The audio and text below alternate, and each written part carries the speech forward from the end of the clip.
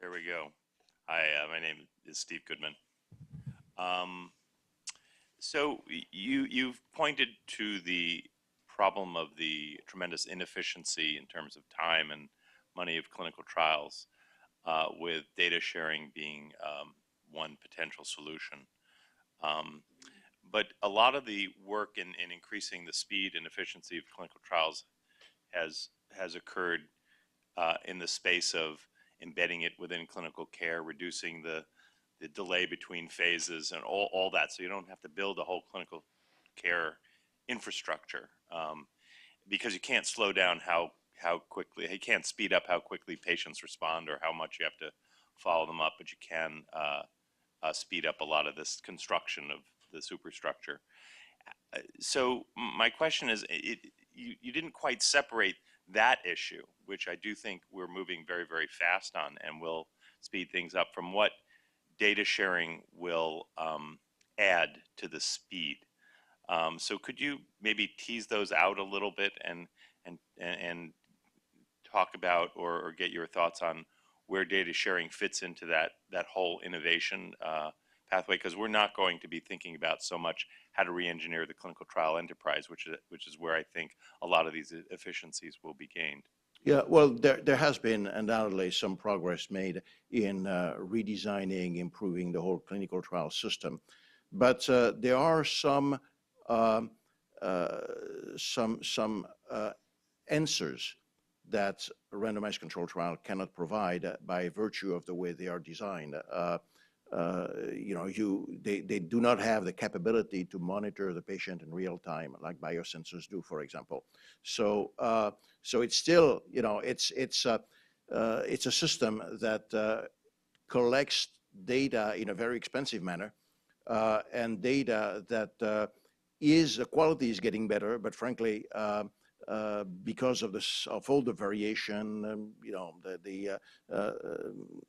the problem that are well known, that relates to the way that sort of data is collected, the quality of it is not as good as what you can get by monitoring patients every minute, every hour. It's data that is collected in a somewhat artificial system that has been created for the purpose of collecting, good data, running a good trial. But it is, you create conditions by selection of patients, by the way you manage the trial. You created situation that are not really a real life situation. It doesn't mean that the trial is useless. It just means that if you can supplement the trial by additional data that are more lifelike, you will have something better at the end. Right, but again, some of that work is going on in terms of embedding them in clinical care, and also increasingly there are trials being done using exactly the sort of biosensors you're talking about, where that is providing the data flow and not the traditional study visit on month 18. So the vision of the new world of continual patient monitoring and clinical trials are not necessarily incompatible at all.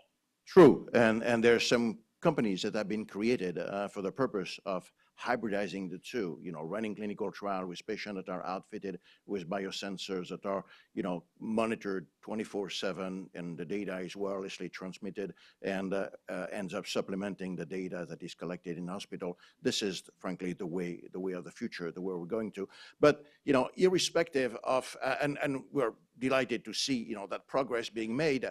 But you also have the trend that you see in the pharmaceutical industry, where the industry that is facing its own financial constraint is increasingly narrowing its focus on, a few dozen diseases. So if you're outside, that focus, you're out of luck. And patients just don't want to be told that they're out of luck. That, I work, for example, with a chronic fatigue syndrome people. And no one worries about chronic fatigue syndrome because it's a strange disease. It's fuzzy. It's poorly understood. We don't have a natural history of it, and there's countless diseases like this. Those patients basically are taking things on their hand, and the way they do it, the blueprint seems to be pretty much always the same. They band together and they are developing data and they're developing tools at their own expense. They're genotyping themselves. They do the tissue banking on themselves. They are, decided what physiological parameters, make sense for them to collect, and are getting the biosensors where, that if they exist, and start collecting that data. And they're raising serious money, in the millions, and sometimes more in order to fund all this thing. The end result is to have high quality curated data available, along with, the tissues and everything else that goes along with that. The disease models, they fund that too, so that they can then turn to the scientific community and say, why don't you work on my disease? I've got all that. I'll make it available to you for free. You don't need to apply for a grant in order to generate it all. You don't need to go through the frustration of collecting all that data. It's there. And that model has worked pretty well. I'm going to try and keep us on schedule. I've got 3 people who want to ask questions, Devin, Tim, and then Jeff. Okay. So I'm going to ask people to keep the questions and the responses brief. And let's try and focus on the sharing of clinical trial data, not only the design of clinical trials, although it's a very important topic. Devin, and Tim, and Jeff. So you, on one slide, identified some of the issues that need to be resolved, which are, I'm sure, look familiar to all of us. And yet you're at a very optimistic, can deliver a solution by the end of the decade. So I want you to sort of marry those two things together and tell us what you think are the issues that need to be resolved, because it almost sounded like they were issues, and yet there's a solution that will be delivered at the end of the decade. Yeah, well, let's take them in order. The infrastructure, the hosting of that data. It was not that long ago that this would have had expensive solution. I mean, today data storage is exceedingly inexpensive, and you can put it up in the cloud, and it's available to all that need it. So that one is basically solved. The second one is the privacy issues. It remains a serious issue. It has been addressed by the IOM, but frankly, for a lot of patients, it is not an issue. They're happy to make their data available to whomever is interested in working on it, because that's the only way people, scientists will work on their disease. So this is an issue, but not for everybody. And we've got enough people out there who don't care to move forward with that. The access to the data, who can use that data.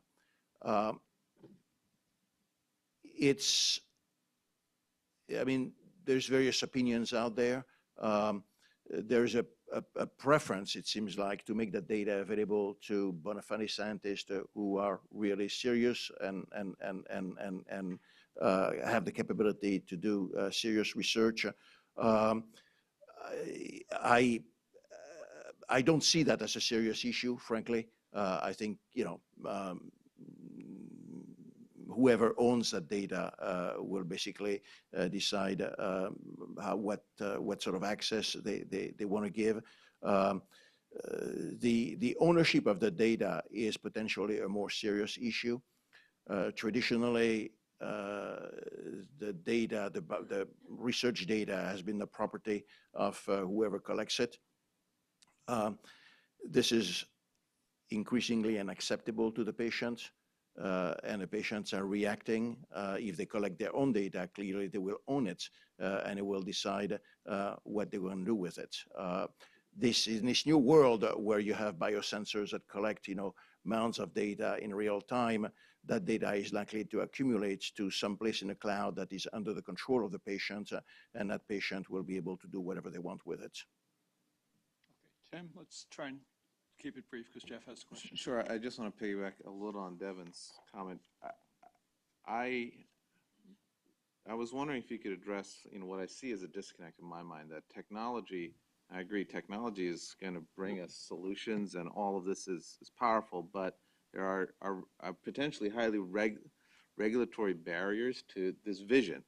And so could you sort of speak to some of the barriers to the vision from a regulatory point of view, but also globalizing this? Because I think it starts from a supposition that, you know, everyone has a smartphone, that they would have a biosensor. And I would imagine there are parts of the world where that will not be as readily the case. And so how does one square that disconnect, because we want this to be potentially Yeah. more global? Well, those changes are very regulator friendly. Frankly, for regulators, they're a dream come true. Uh, they can, at least theoretically, and I believe they will be able to do in practice, they can follow clinical trials in real time. They can follow individual patient in real time uh, with those technologies. They have the data to understand what happens, blow by blow, minute by minute, hour by hour inside each patient. It will give them lenses to understand what happens in patients that they have never had before. Today, when a problem crops up, they scratch their head and try to figure out what went wrong. In the future, they'll have a lot more data to answer their questions. So the regulators will likely be delighted by those changes. And in fact, if you look at their behavior so far, they have really been quite supportive of clinical trial that incorporates the use of those biosensors. The first time I heard that 3 years ago, I thought it was an interesting idea, but I thought the regulators, it would take them a while to sign off. And in fact, within months, they had approved the first trial. They now have approved 3 such trials. One of them sponsored by no less than Genentech. So the idea is making headways, and I don't really see the regulators a problem. In terms of access around the world, well, we all know that there's how many billions of cell phones around the world today. My daughter does clinical research in Africa, and everybody in the bush has got a cell phone with accelerometer that are embedded, and you can track movement. You have the camera. You have a number of things already available in the hands of those people to start collecting interesting sort of data. Those biosensors are cheap, and so I do believe that data suggests that it should be possible to get those into the hands of the patients worldwide at a very reasonable cost. Okay, we're going to need to move on, and perhaps you'll be available, Thank Mr. you. Munos, to answer questions in the break.